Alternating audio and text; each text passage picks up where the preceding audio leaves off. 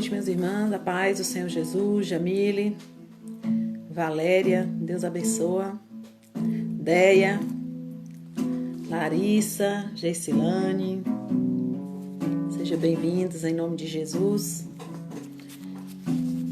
Envie aí o convite para os seus contatos para participar conosco desse estudo, dessa maravilhosa palavra de Deus.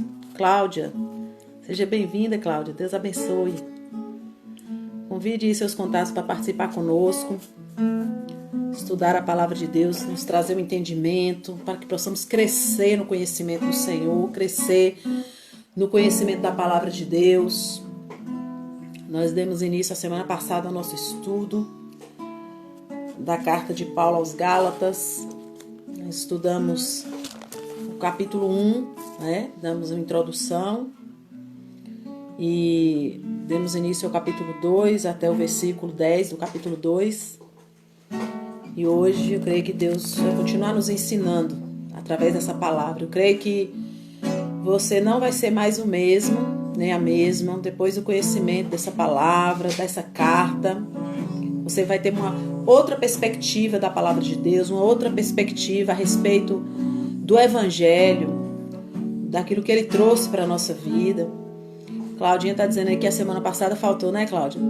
Mas quem faltou está no IGTV, viu? Você pode assistir lá, aprender essa parte introdutória da carta, que é muito importante ter esse conhecimento, né, da palavra, da carta aos Gálatas, para você ter um entendimento melhor sobre os demais capítulos que a gente vai estudar. Então, você que não pôde estar a semana passada, vai lá no IGTV depois, assiste lá, para você pegar essa introdução.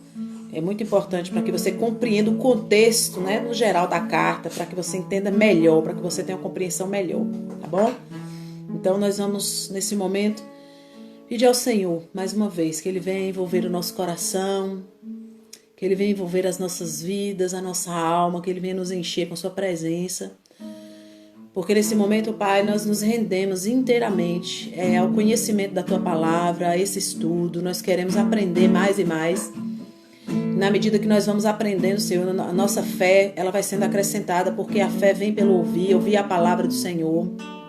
E esse é o desejo do meu coração para a minha vida, para a vida de todas as pessoas que estão ouvindo, Senhor, esse estudo, que estão comigo, querendo aprender mais da Tua palavra, Pai. Que essa fé cresça, a fé no Evangelho, a fé na obra da cruz, a fé no perdão, a fé na graça, na vida eterna.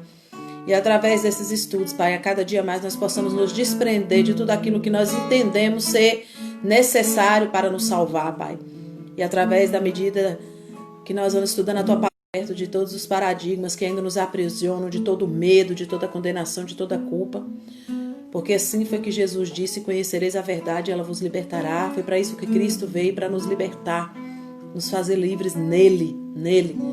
Que nessa noite não seja diferente, que a Tua presença nos envolva, que o Teu Espírito venha ministrar as nossas vidas, o nosso coração, cada um de nós, que o Senhor adentre cada casa, cada lar, que o Teu Espírito esteja agora, Pai, sendo derramado, a Tua unção sobre cada casa, sobre cada família, sobre cada vida, que nesse momento, Senhor, inclina o coração a ouvir a Tua voz e a Tua palavra, que verdadeiramente nós sejamos transformados, porque essa é a evidência do Evangelho na nossa vida, é a transformação que Ele pode trazer através do Teu Espírito, que é a Tua palavra em nós, Pai.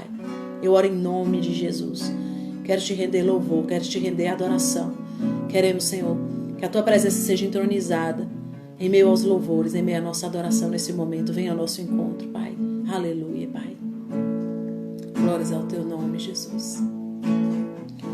Já estive em outros lugares,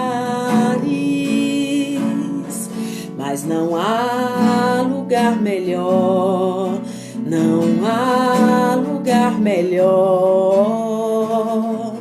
Já estive em outros lugares, mas não há lugar melhor, não há lugar melhor. Já estive em outros lugares, mas não há lugar melhor, não há lugar melhor. Já estive em outros lugares, há lugar melhor, não há lugar melhor. Aqui,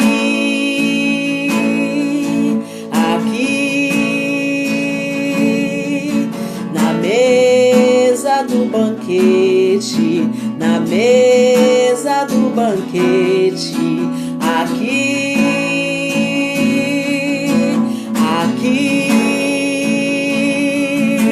na mesa do banquete, na mesa do banquete. Já estive em outros lugares, mas não há lugar melhor, não há lugar melhor. Já estive em outros lugares, mas não há lugar melhor, não há lugar melhor. Aqui,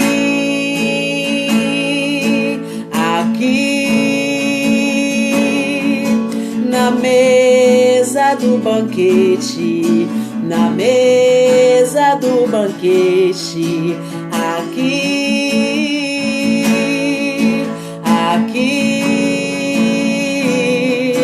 na mesa do banquete, na mesa do banquete. Jesus, tu és o primeiro, onde tudo foi feito. É tudo sobre ti.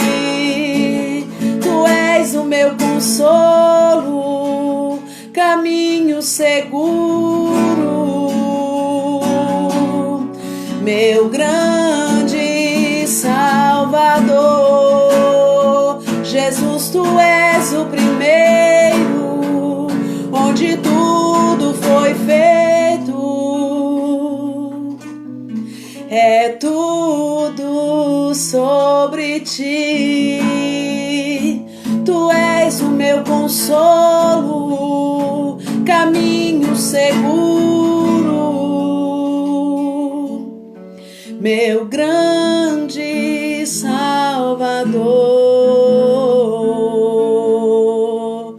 meu Salvador, meu Salvador. Glórias ao teu nome, Jesus. Oh, Pai, a essência és tu, Jesus, a essência da nossa adoração. Queremos voltar a essa essência da adoração, da verdadeira adoração, Pai. Adoração que te atrai, adoração que faz o teu espírito fluir em meio às dificuldades, os problemas da nossa vida, dissipando as trevas, dissipando os espíritos que oprimem. Que essa verdadeira adoração faça parte da nossa vida, que haja renovo em cada um de nós. Em nome de Jesus, Pai, em nome de Jesus, aleluia. Quando a música esmorece, o resto desaparece. Simplesmente a ti me achego, ansiando oferecer algo de valor para abençoar teu coração. Mais que uma canção eu te darei, pois apenas uma canção não é o que queres de mim. Mais profundo busca o Senhor do que os olhos podem ver. Queres meu coração. Estou voltando à essência da adoração, e a essência és tu, a essência és tu, Jesus. Me perdoa pelo que eu fiz dela, e a essência és tu, a essência és tu, Jesus. oh, oh,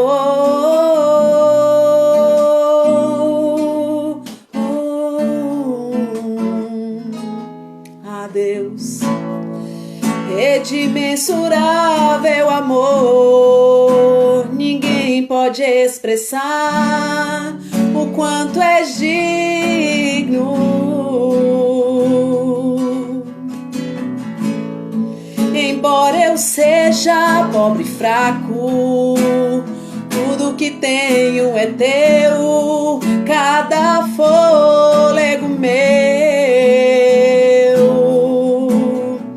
Mais que uma canção eu te darei, pois apenas uma canção não é o que queres de mim. Mais profundo busca o Senhor do que os olhos podem ver. Queres meu coração. Estou voltando à essência da adoração, e a essência és tu, a essência és tu, Jesus. Ah, me perdoa pelo que eu fiz dela, e a essência és tu, a essência és tu, Jesus. Estou voltando à essência da adoração, e a essência és tu, a essência és tu, Jesus. Ah, me perdoa pelo que eu fiz dela, e a essência és tu, a essência és tu, Jesus. Oh, oh, oh, oh,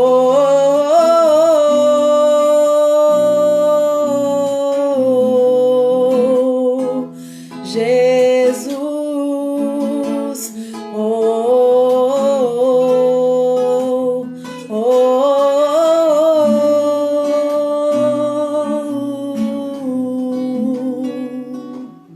Aleluia. Glória ao nome do Senhor. Bendiza a nossa alma ao Senhor, e tudo que é em nós venha bendizer o nome do Senhor. Nós possamos voltar a essa verdadeira adoração, a essa essência que é Jesus. Que Jesus volte a ser o centro da nossa adoração, do nosso louvor, da nossa vida. E que se circunstâncias, situações, até algumas coisas que a gente dá muita credibilidade, o nosso eu, o nosso ego, as nossas, a gente acaba se tornando o centro de nós mesmos, né? Quando a gente está vivendo luto, dificuldades, a gente acaba centralizando nisso, a gente acaba esquecendo daquele que está conosco e que a nossa vida está sustentada na mão desse Deus Todo-Poderoso. Aleluia. Mas que você possa se refazer nessa noite, nessa comunhão, nessa aliança, nessa verdadeira adoração, nesse verdadeiro louvor, louvando ao Senhor porque a sua misericórdia dura para sempre, como disse o salmista, né? Não por somente quando tudo vai bem, mas louvando a Deus pelo que Ele é na tua vida e na minha vida. Amém? Carla, Deus abençoe, Carlinha. Seja muito bem-vinda, saudade de você também. Érica, Deus te abençoe. Eu vi que Marcinha também entrou aí. Márcia, Deus abençoe a sua vida. Tem mais alguém conosco? Cláudio, Cacá, seja bem-vindo. Deus abençoe. Participando com a gente também aí. Saudade de você, meu irmão. Deus abençoe sua vida.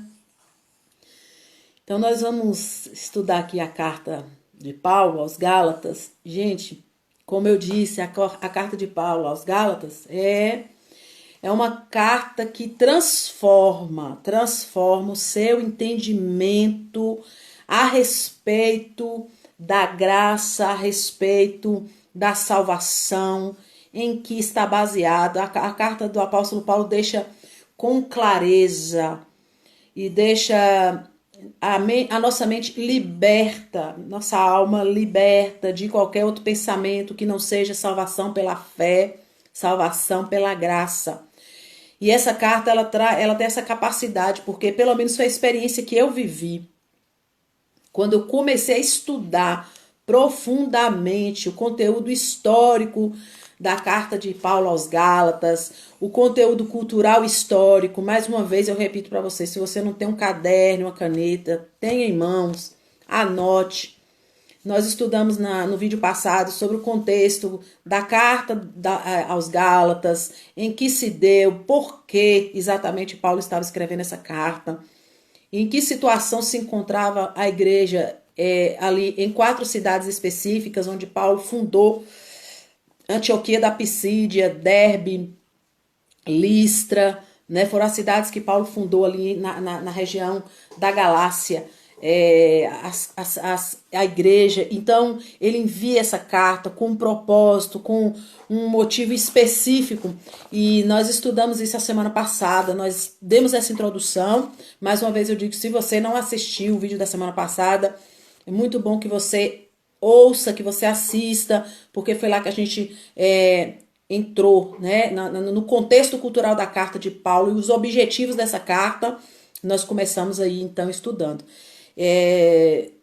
Eu estou usando a Bíblia NVI nessa tradução, NVI, né, Nova Linguagem Internacional, por ser uma linguagem atualizada, de fácil compreensão, fala muito a nossa língua, então eu tenho uma interpretação muito fácil de você estudar, de você compreender. Então, mas se você tiver uma outra Bíblia em outra interpretação, não tem problema. Eu vou fazendo a leitura aqui, você vai acompanhando. É necessário, irmãos, ninguém estuda sem o livro na mão. Então, você tem que estar com a Bíblia na mão, tem que acompanhar os textos certinho aí, acompanhar os versículos, para que você tenha aí uma compreensão, um entendimento, porque nós estamos fazendo o estudo, e o estudo é versículo por versículo, capítulo por capítulo, a gente vai, né, mastigando, compreendendo. Então é preciso que você tenha o livro em mãos. A palavra precisa estar aí nas suas mãos para que você estude, para que você absorva.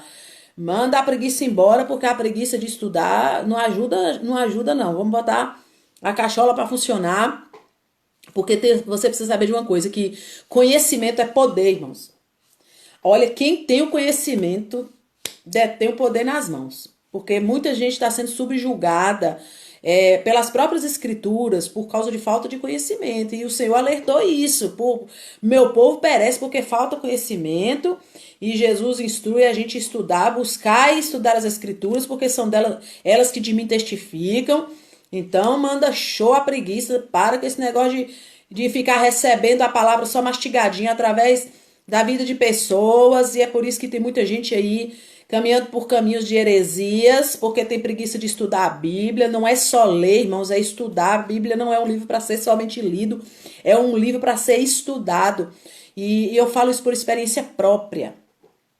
Quando eu comecei a estudar, de fato, as escrituras, o conteúdo histórico, cultural, e isso fez toda a diferença na minha compreensão do evangelho, compreensão da mensagem da cruz, mudou muito. Então é por isso que eu peço para você, olha, não adianta você só me ouvir se você não estiver interessado em aprender. Porque só o aprendizado promove mudança na nossa vida. Então, se a sua intenção é aprender, é necessário que você se dedique, que você preste atenção, sabe? Que você vá a fundo aí. Jesus despertou isso em nós. Olha, vocês precisam estudar, vocês precisam investigar, né? Então, os crentes lá de Beré era assim, os apóstolos iam pregando e eles confirmando na palavra, tá certo? Então, nós vamos estudar hoje o capítulo 1, eu já trouxe uma introdução a semana passada, que até no capítulo 1, versículo 9, Paulo, ele está trazendo uma exortação, porque ele ficou sabendo que estavam pregando para a igreja em Gálatas um outro evangelho diferente do que ele pregou. Então, ele está exortando, aí até o versículo 9, ele traz essa exortação muito forte. Olha, vocês estão recebendo um evangelho que não foi o evangelho que eu preguei para vocês. Vocês estão recebendo isso é perigoso. E Paulo também começa a defender a partir do versículo 10 do capítulo 1 a sua autoridade apostólica, porque certamente os judeus fariseus, né, os judaizantes, Eles estavam questionando ali na igreja dos Gálatas, porque Paulo veio, pregou para nós assim, nos ensinou dessa forma, o evangelho, a mensagem da cruz que ele nos ensinou foi essa. E eles estavam questionando ali, né, quem era Paulo, que Paulo não tinha autoridade para falar, que Paulo não tinha autoridade para pregar, porque Paulo não tinha sido enviado por ninguém de Jerusalém, por Pedro, ou por Tiago, ou por João. E aí Paulo, ele começa a partir do versículo 11 aí, do capítulo 1, dizendo, não, eu quero que vocês saibam que o evangelho que eu preguei para vocês, não recebi de origem de homens, não foi homens que me ensinou, eu recebi do próprio Jesus Cristo, no versículo 12 do capítulo 1. Paulo diz, olha, o evangelho que eu recebi, eu não recebi de homens, eu não fui instruído por homens, eu não fui enviado por homens, eu fui ensinado pelo próprio Jesus. O evangelho que eu preguei para vocês, eu não aprendi com homem nenhum, eu não fui para seminário, eu não fui curso de teologia. Paulo começa a falar aí, a partir do versículo 10 do capítulo 1, ele começa a defender a sua autoridade apostólica. Então ele está ali rebatendo aqueles judeus, os judaizantes que queriam inserir a lei de Moisés no evangelho, a circuncisão, né? E ele também está confrontando os judaizantes que queriam diminuir a sua autoridade pelo fato dele não ter sido enviado por alguém de Jerusalém. Então Paulo, ele começa aí citando como foi o chamado dele, como ele viveu no início do capítulo 2. Nós já falamos isso sobre a semana passada, até o versículo 10 foi aonde nós estudamos. Então agora nós vamos dar continuidade no capítulo 2, tá certo? Da carta aos Gálatas, a partir do versículo 11, certo? Aí nós vamos fazer a leitura, primeiramente, e depois a gente vem fazendo o comentário, tá bom? E na medida que eu for lendo, se você tiver alguma dúvida, eu vou tentar te responder, tá certo? Eu vou tentar responder dentro do que a gente tá lendo, dentro do que a gente tá falando, tá certo? Eu vou te responder sobre o assunto que a gente está fazendo comentário. Então, se você tiver alguma dúvida a respeito do que eu for dizendo, aí você coloca a sua pergunta aí que eu vou tentar te responder, tá bom? Diz assim Paulo, olha, versículo 11 do capítulo 2. Quando, porém, veio Pedro a Antioquia, né, eu o enfrentei face a face, por causa da sua atitude condenável. Pois antes de chegarem alguns da parte de Tiago, de lá de Jerusalém, Tiago, um dos apóstolos, ele comia com os gentios. Quando, porém, chegaram alguns lá da parte de Tiago, que chegaram lá de Jerusalém, ele se afastou e se separou dos gentios, temendo os que eram da circuncisão. Os demais judeus também se uniram a ele nessa hipocrisia. Olha o que Paulo está falando a respeito de Pedro, né? De modo que até Barnabé, que é o companheiro de Paulo de viagem missionária, pregando aos gentios, de modo que até Barnabé se deixou levar por essa situação. E quando eu vi que ele não estava andando de acordo com a verdade do evangelho, eu declarei a Pedro diante de todos: você é judeu, mas vive como gentio e não como judeu.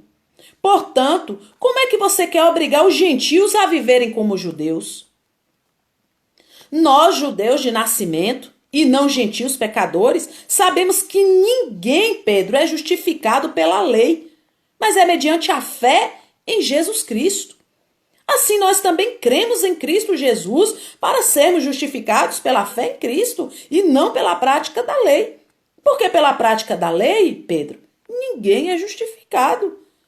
Se porém procurando ser justificado em Cristo, descobrimos que nós mesmos somos pecadores, será Cristo então ministro de pecado? De modo algum.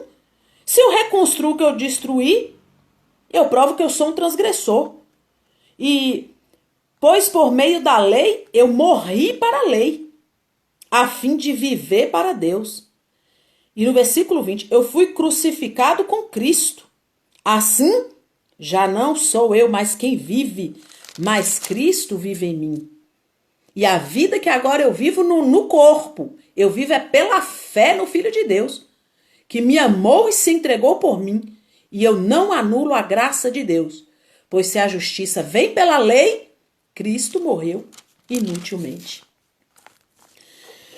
Olha um confronto aqui de gigantes, né? Um confronto de gigantes. Pedro e Paulo, o apóstolo da circuncisão Pedro e o apóstolo da incircuncisão Paulo, se viram diante de uma situação dificultosa.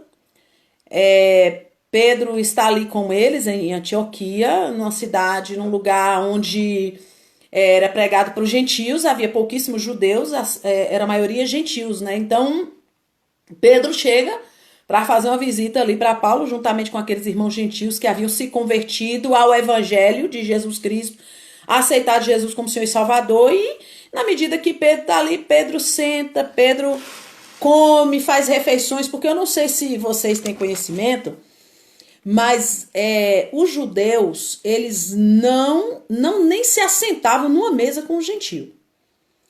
Isso lá em Atos, no capítulo 10, no versículo 28, Pedro, ele chega a dizer assim, olha, Pedro que diz isso, hein? Vocês sabem muito bem que é contra a nossa lei que um judeu se associe com um gentio. Isso ele fala para Cornélio, né? Quando Pedro recebe uma visão.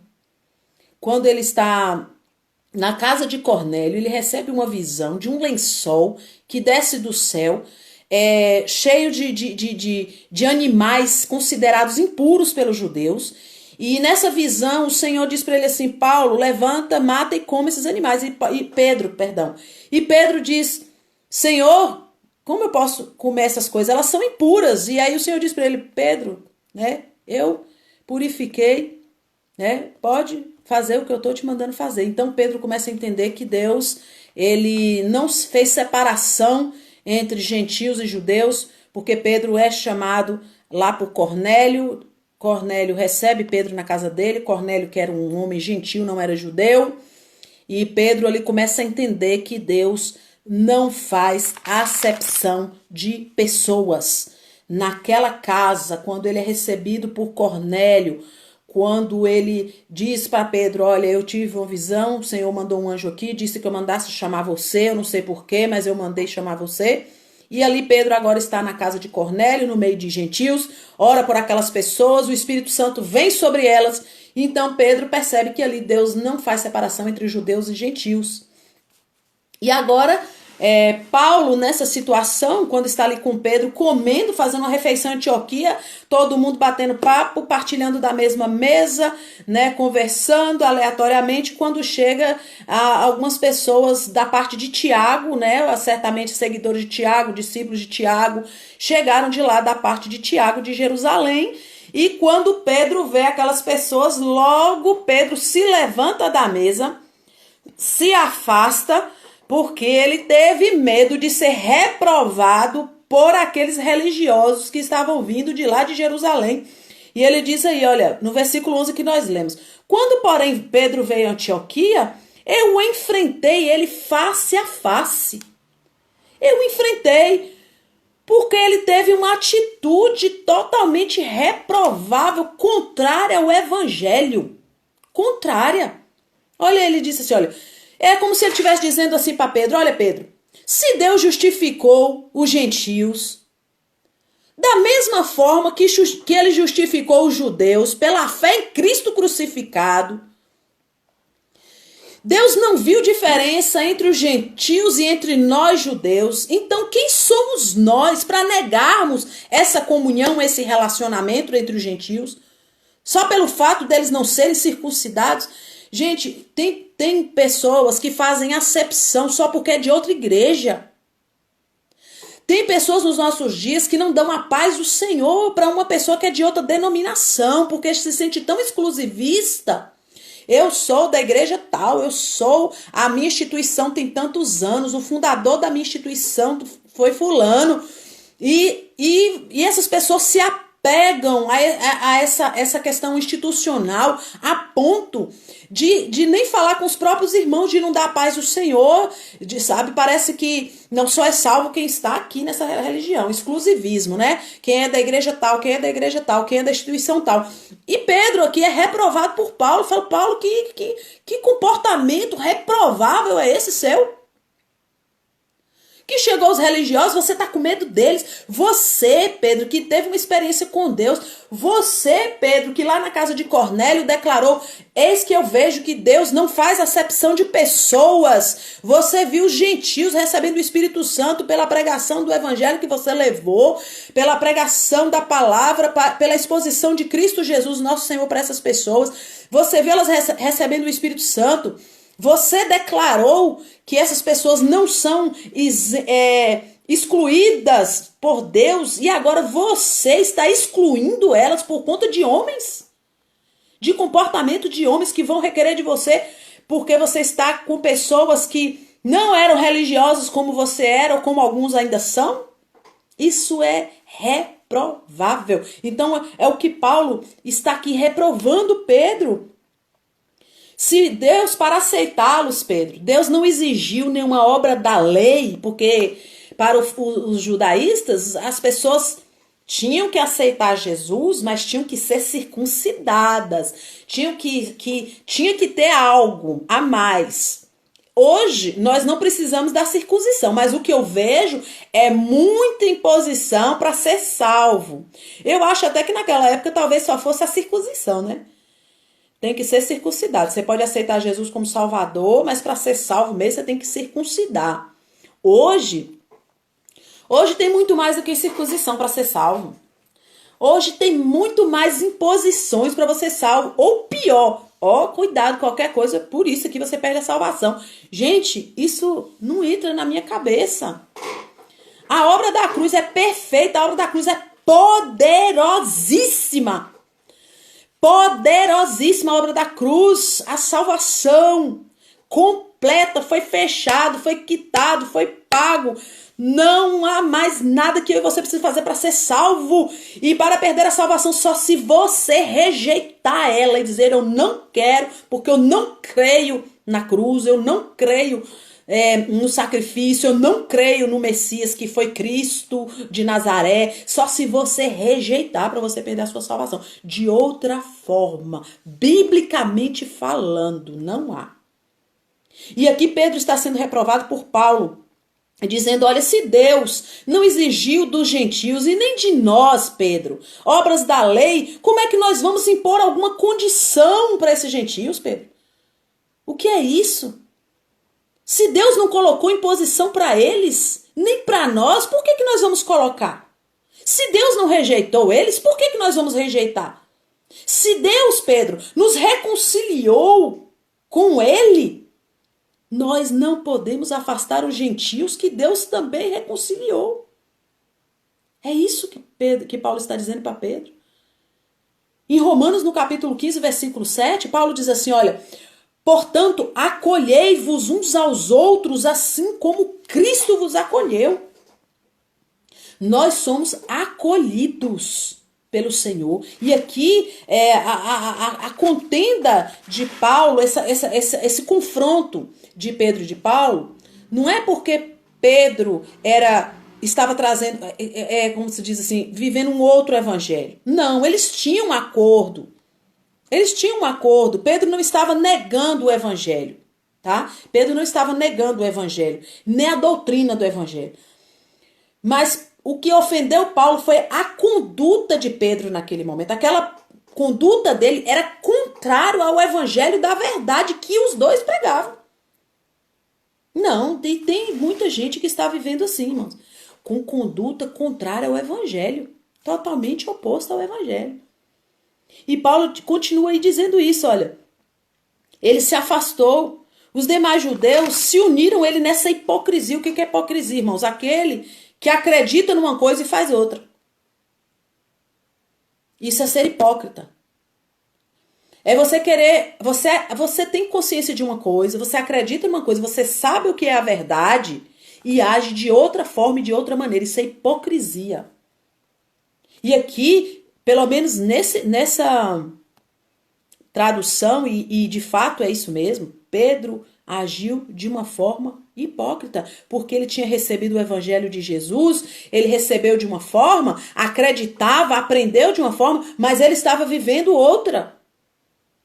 Ele estava agindo de outra, contrária ao que ele mesmo recebeu, ao que ele mesmo aprendeu. Então esse é o confronto de Pedro e de Paulo aqui nessa situação. No versículo 15 do capítulo 2, ele diz assim, ó, nós judeus de nascimento e não gentil pecadores, Pedro, sabemos que ninguém é justificado pela prática da lei, mas mediante a fé em Cristo Jesus. É a fé. É pela fé. Ninguém é justificado pela prática da lei. Ninguém recebe salvação por obras da lei. Não existe. Isso é reprovável diante de Deus. Porque no final desse versículo, Paulo categoricamente afirma assim, olha, a vida que eu tenho agora, no versículo 19, ele diz assim, por meio da lei eu morri para a lei. Eu morri para a lei, a fim de viver para Deus. Eu agora vivo para Deus. E eu já fui crucificado com Cristo. As minhas fraquezas, tudo aquilo que me condenava, toda e qualquer situação da minha vida que eu venha cometer por fraqueza, por minhas debilidades, porque eu sou humano, sou imperfeito, tudo aquilo que ainda está em mim por ser humano, foi crucificado com Cristo. Foi crucificado. E agora eu não vivo mais. Agora Cristo vive em mim. Irmãos, o Espírito de Cristo vive em nós. E nós somos transformados pelo Espírito do Cristo. Nós somos mudados pelo Espírito. Não é... Irmão, se Jesus viesse hoje, Jesus não ia vestir o que ele vestia. Ele ia vestir o que se veste hoje. Que as pessoas baseiam a vida de Cristo com o homem, figura humana. É o Espírito. Paulo está dizendo agora o Espírito. Cristo vive em mim. Eu vivo ainda na carne porque eu estou vivo aqui na carne, no mundo. Mas agora o Espírito do Cristo vive em mim. Eu não vivo mais Paulo, eu não vivo mais Eutânia, porque a minha essência foi transformada pelo Espírito do Cristo que agora vive em mim. Então eu não vivo mais, é Cristo que vive. As obras que eu procuro realizar agora é pelo Espírito de Cristo, agir com bondade, com misericórdia, a ajudar as pessoas, amar o meu próximo, ser longânimo, ser benigno, ser manso, ter domínio próprio. Por quê? Porque o Espírito do Cristo agora está em mim. É Ele quem opera. É Ele quem age na nossa vida. Eu vivo agora pela fé no Filho de Deus. Agora eu vivo nesse corpo pela fé. Porque se eu não vivo mais baseada em mim, no que eu faço. Eu não vivo mais baseada no que eu faço de errado. Eu procuro não fazer porque Cristo está vivendo em mim. Então, na medida que Cristo está vivendo em mim, eu vou sendo transformada. Mas sabendo que eu erro. E Paulo está dizendo isso, olha, eu vivo agora pela fé no Filho de Deus. E o que Paulo está dizendo para essas pessoas aqui exatamente nessa carta, olha, eu não vivo, Pedro, mais baseado na lei, porque eu era fariseu. Você sabe, Pedro, quem eu era? Eu era um fariseu. Eu era um homem que matava em nome da lei. Eu era um homem que perseguia os cristãos em nome de Deus, Pedro. Você sabe disso, como eu era zeloso da lei, Pedro. Mas agora, eu não vivo mais baseado na lei. A lei, eu fui crucificado com Cristo. E eu vivo agora, Pedro, é na lei do Espírito. Não é na lei de pedra, escrita em pedra, Pedro. A lei que eu vivo agora, eu vivo pela fé. O que eu vivo é pela fé no Filho de Deus. Eu vivo pela fé, Pedro, você também, pelo que Jesus fez por nós. Como é que agora, Pedro, você quer impor sobre as pessoas aquilo pela qual o próprio Cristo libertou você? Como é que você quer, Pedro, se comportar como ele, se Cristo te libertou dessa lei que trazia morte, Pedro? E o que eu vejo hoje é leis querendo ser impostas, que Jesus não colocou de forma alguma sobre a igreja. A lei que Jesus impôs sobre a igreja é a lei do amor. Amar a Deus. Nisso consiste agora toda a lei. Nisso se resume. Jesus falou, por que é difícil para as pessoas aceitarem isso? Por que é difícil para as pessoas aceitarem que Jesus disse, olha, toda a lei agora se resume em 2 mandamentos, gente. Amar a Deus acima de todas as coisas e amar ao próximo. E não é suficiente para as pessoas. As religiões querem estabelecer as suas regras.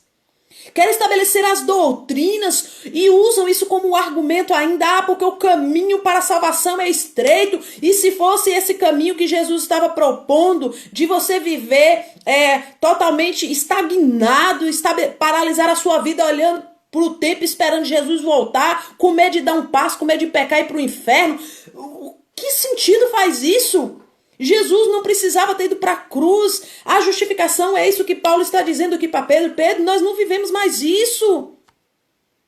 Como é que você quer impor isso pelas pessoas e hoje continuam querendo impor sobre as pessoas condição para ser salvo? Continuam impondo ainda para as pessoas e amedrontando as pessoas vivendo oprimidas pelo medo de ir para o inferno.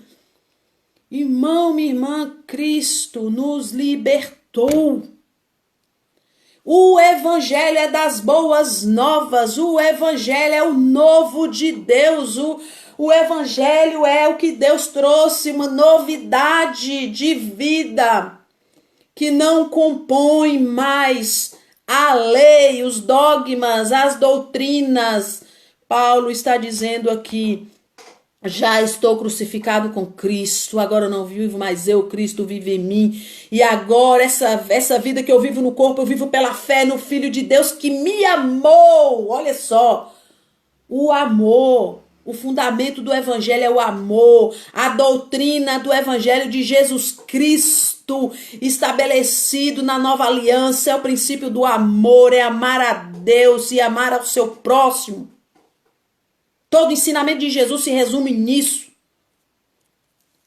E não aceito sobre a minha vida mais nenhuma colocação de imposição, de religião, de homens. Tem que fazer, tem que viver, tem que... Não, eu vivo Cristo, eu aprendo com Cristo, Ele é o meu mestre, Ele é que me ensina. Porque quando Jesus chegou, quando Jesus iniciou o seu ministério, o que Ele encontrou foi pessoas oprimidas pela religião. Foi pessoas querendo entrar no reino dos céus e sendo impedidas pelos religiosos, porque foi isso que Jesus disse para eles. Então Paulo aqui ele esclarece isso muito bem. No capítulo 3, vamos tentar estudar aqui até o versículo de 14, pelo menos foi o que eu planejei, mas vamos ver aqui, olha, Paulo começa dizendo assim, Gálatas insensatos, olha aí na sua Bíblia, capítulo 3, Gálatas insensatos, quem enfeitiçou vocês? Que loucura é essa? Vocês estão recebendo esse evangelho que não é o evangelho que eu preguei para vocês, vocês estão agora recebendo um evangelho onde se exige alguma coisa como proposta para salvação, que você tem que aceitar a Jesus, mas uma outra coisa, insensatos, vocês estão enfeitiçados. Olha, aqui nessa tradução diz, quem enfeitiçou vocês? Vocês estão enfeitiçados. Não foi diante dos olhos de vocês que Jesus Cristo foi exposto como crucificado? Não foi isso que eu preguei, Paulo está dizendo, não foi isso que eu ensinei. Eu gostaria de saber apenas uma coisa de vocês. Foi pela prática da lei que vocês receberam o Espírito ou pela fé no que vocês ouviram? Olha a dureza com que Paulo fala. Sabe o que Paulo está dizendo para eles? Quando eu fui pregar Jesus para vocês, irmãos dos Gálatas, da Galácia, quando eu cheguei para pregar o evangelho para vocês, eu preguei alguma lei? Eu preguei algum dogma? Eu preguei alguma doutrina para vocês? Eu cheguei aí com a lei de Moisés na mão ou com os profetas na mão? Porque Paulo era fariseu, estudou aos pés de Gamaliel, um teólogo poliglota, um homem conceituado, culto, cheio de conhecimento da religião judaica, um fariseu exigente. E Paulo chega para eles dizendo assim, quem enfeitiçou vocês com esse negócio de lei, com esse negócio de circuncisão, com esse de negócio de pode e não pode, faz e não faz? Quem é que está persuadindo vocês com essa loucura, enfeitiçando vocês? Então me façam saber, quando eu preguei Cristo para vocês, crucificado, eu fiz vocês saberem outra coisa? Ensinei para vocês alguma lei, algum dogma, alguma coisa do tipo, eu exigi de vocês alguma doutrina como princípio para salvação? E vocês receberam o Espírito de Deus. Foi pela pregação da lei e eu preguei lei para vocês? Ou foi pela pregação da fé, eu preguei Cristo crucificado e vocês creram? Como é que foi que vocês receberam o Espírito? Será que vocês, no versículo 3, será que vocês são tão insensatos que vocês, tendo começado pelo Espírito, agora vocês querem se aperfeiçoar na própria esforço de vocês, na própria força? Quem pode? Vocês começaram tão bem. Vocês entenderam a graça, receberam a revelação do Evangelho, receberam a graça de Deus. Vocês foram confirmados pela fé com o Espírito Santo porque vocês creram. E agora vocês vêm com essa de que vocês precisam circuncidar para ser salvo? De que você precisa guardar um sábado para ser salvo? De que você precisa não vestir isso para ser salvo? De que você precisa não fazer aquilo para ser salvo? Que história é essa, insensatos? Será que foi inútil vocês sofrerem tantas coisas? Se é que foi inútil, aquele que dá o Espírito e opera milagres entre vocês, realiza essas coisas pela prática da lei ou pela fé com qual vocês receberam a palavra? Considerem o exemplo de Abraão. Por que Paulo cita aqui Abraão? Porque isso já era conhecido, né? Nós somos filhos de Abraão. Jesus ouviu muito isso. Não, nós somos filhos de Abraão. Nosso patriarca é Abraão. E eles faziam muito essa questão diante de Jesus e Paulo também sabe muito bem do que está falando. Considere então o exemplo de Abraão que vocês querem, falam tanto, é o nosso patriarca. Então, ele creu, Abraão creu em Deus e isso foi creditado como justiça. Preste bem atenção nisso, que isso é muito interessante. Estejam certos, irmãos, portanto, que aqueles que são da fé, esses é que são os filhos de Abraão. Não é o de descendência sanguínea, não é que tem a patologia, né, sanguínea de Abraão, não, que tem a descendência de sangue de Abraão. Os filhos da fé, aqueles que creem em Deus, aquele que deposita a sua fé em Deus, esses é os que são filhos de Abraão. E aí ele explica por quê no versículo 8. Porque prevendo a escritura que Deus justificaria os gentios pela fé, irmãos, pela fé, não é por obras, ele anunciou primeiro as boas novas a quem? A Abraão. Por meio de você, Abraão, todas as nações serão abençoadas. Então, assim, os da fé é que são abençoados junto com Abraão, homem de fé. E aí ele começa dizendo aí no versículo 10, já os que se apoiam na prática da lei, olha só, qual a diferença? Porque Abraão veio muito antes da lei, irmãos, muito antes da lei. A lei já foi dada bem depois para Moisés, ó. Muito depois, foi que a lei chegou, depois que o povo passou depois de mais de 400 anos no Egito, que Deus liberta o povo do Egito, que leva lá para o deserto, é que Moisés vai para o Sinai e recebe as leis mas muitos anos. Aí já veio Isaac, né? Já veio Jacó, já veio os 12 filhos de Jacó, já veio a história de José. Depois de José foi que o povo ainda viveu no Egito, aí se tornou escravo do Egito, para depois Deus tirar o povo do Egito, levar para o Sinai e se tornar, e receber agora as leis, Moisés. Então o que Paulo está dizendo? Olha, os que são da mesma fé que Abraão, que creem em Deus, é que são abençoados, é que são os filhos da fé. Não é os que creem na lei, não é os que seguem a lei, não é os que vivem oprimidos pela lei, sobre a prática da lei. E é isso que ele está dizendo a partir do versículo 10, olha. Já os que se apoiam na prática da lei estão debaixo de maldição. Olha o que Paulo está falando. Os que creram igual a Abraão, que não tinha lei, Deus não tinha estabelecido nenhuma lei, ele foi justificado porque ele creu em Deus. esses é que são os filhos de Abraão. Mas aqueles que agora se apoiam na prática da lei estão debaixo de maldição, porque está escrito: maldito aquele que não persistir em praticar todas as coisas que estão escritas no livro da lei. É evidente que diante de Deus ninguém é justificado pela lei, porque o justo, o justificado, viverá pela fé.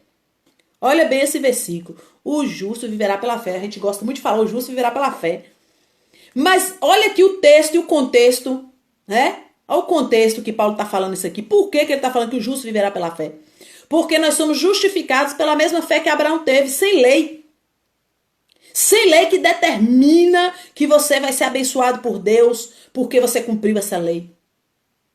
E é isso que Paulo está trazendo às claras. É evidente que diante de Deus ninguém é justificado pela lei, mas nós somos justificados pela fé e o justo viverá pela fé.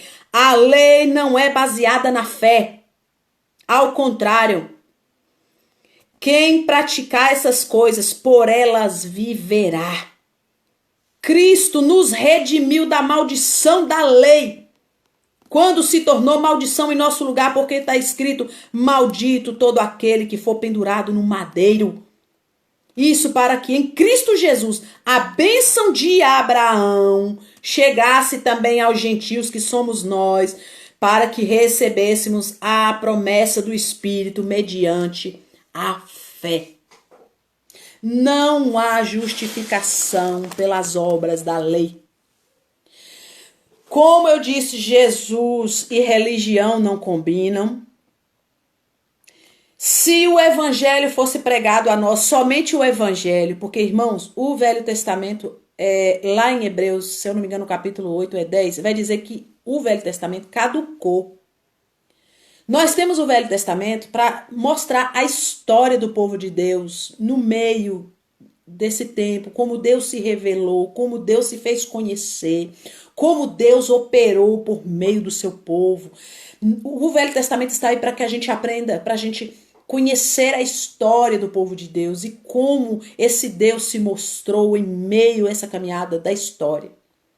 Mas o que nos alcançou é o Evangelho. É a nova aliança. É isso que Paulo está querendo dizer nessa carta.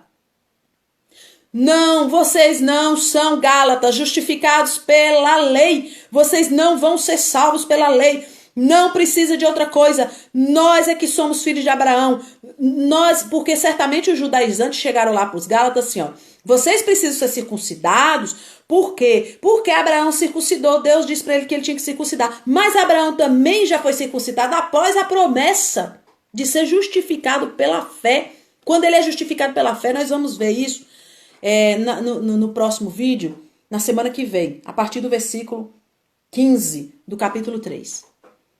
Então Paulo está dizendo: vocês não se apeguem a dogmas, a doutrinas. Eu não trouxe isso para vocês. Eu trouxe o evangelho de Cristo crucificado. Eu trouxe o evangelho que a graça alcança, que o perdão já está estabelecido. Eu trouxe o evangelho de um Deus que escolheu nos salvar, que escolheu nos perdoar, que não depende de nós, que não há mais coisa alguma que eu e você faça que promova na minha vida e na sua vida a salvação. Não há. E o comportamento de desprezar pessoas só porque ela vive uma liberdade no evangelho na qual a outra não vive, porque tem pessoas que vivem cativas da religião, cativas das doutrinas, tem pessoas que vivem oprimidas por muitas religiões, por muito sistema religioso, por muita instituição. E quando nós começamos a viver uma vida livre em Cristo, na conformidade do evangelho, não para pecar, eu repito mais uma vez que eu não prego a libertinagem, eu prego um evangelho livre da condenação que pessoas estabelecem que se você fizer ou se você acontecer, se você vai perder a salvação, você vai para o inferno. Não defendo isso. Não defendo porque é antibíblico, é anti as escrituras, é anti a palavra de Deus. Você perde a salvação sim. Se você for uma pessoa ruim, se você for uma pessoa maldosa, se você deseja o mal para as pessoas, se você pratica a maldade, se o seu coração é ruim. Porque Jesus disse que Onde tiver o teu coração, aí está o teu tesouro. E ninguém que pertence a Deus pode ter um coração ruim. Ninguém que pertence a Deus, que tem o Espírito Santo, quer viver uma vida onde maltrata pessoas, onde causa injustiça, onde é maldoso, onde é enganador. Ninguém que tem o Espírito Santo vive essa vida, não, irmãos. Paulo diz lá no capítulo 1, no capítulo 2, ele vai dizer que alguns irmãos, uns falsos irmãos, se infiltraram no meio deles para tentar de novo trazer eles de volta à escravidão, porque viram a liberdade que eles tinham em Cristo, não querem aceitar a liberdade em Cristo. Querem viver com cativeiro, querem viver com chicote na mão. Pessoas que aceitam viver com chicote na mão, que Deus vai punir, que Deus vai castigar, que Deus vai te cobrar, que Deus vai te requerer, que a ira de Deus vai vir com você. Não, Deus não nos predestinou para a ira. A palavra fala que Deus nos predestinou para a salvação. E que a ira de Deus foi derramada sobre Jesus Cristo, nosso Senhor, por nossa causa, não por conta dele. Então, irmãos, é isso que essa carta traz, é esse entendimento. Paulo traz essa exortação que nós precisamos entender que não há mais imposição.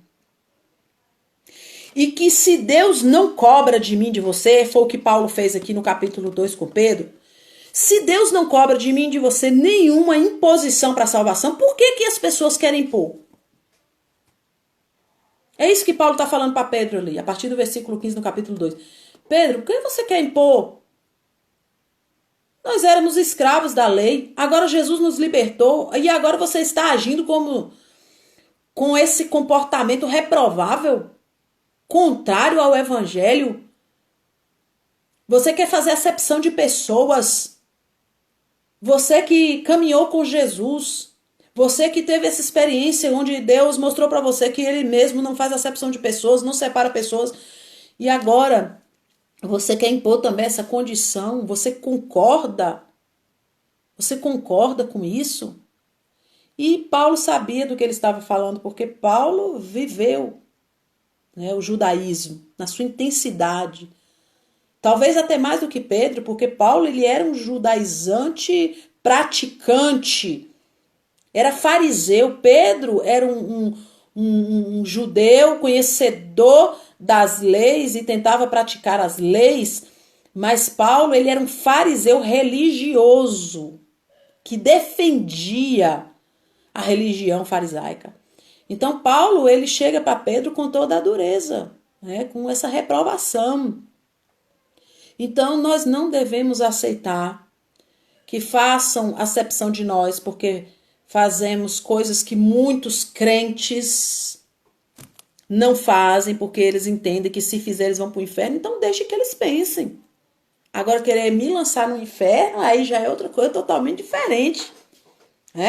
Já é totalmente diferente. A fé que tu tem para ti mesmo, o apóstolo Paulo fala isso lá no capítulo 14 de Romanos, a fé que tu tem para com Deus, tenha para ti mesmo. E eu tenho essa fé que me libertou e que ninguém mais coloca condenação sobre mim, peso, culpa. Não coloca, não tem mais essa condição, porque eu fui liberta pelo conhecimento das Escrituras. Hoje eu vivo pela fé. Antes eu vivia muito baseada no que eu fiz, no que eu estava fazendo, medo de viver, medo de Deus me culpar, medo de Deus me condenar. Eu vivia sobre o medo, mas hoje o amor me libertou. O princípio do evangelho é o amor e eu vivo esse amor e sou liberta por esse amor e quero viver esse amor, viver amando e viver amando a Deus e viver amando o meu semelhante, o meu próximo, desejando sempre o bem para as pessoas. Amém? Nosso vídeo vai encerrar. Que Deus abençoe a tua vida. Leia a carta aos Gálatas para que na próxima semana você tenha um entendimento cada vez melhor. Tá bom? Que Deus abençoe a tua vida. Não vai dar tempo para agradecer todo mundo, mas um beijo. Deus abençoe você. Em nome de Jesus, nesses 8 dias, tá? Que a graça do Senhor, que a misericórdia permaneça sobre a tua vida. Até a semana que vem.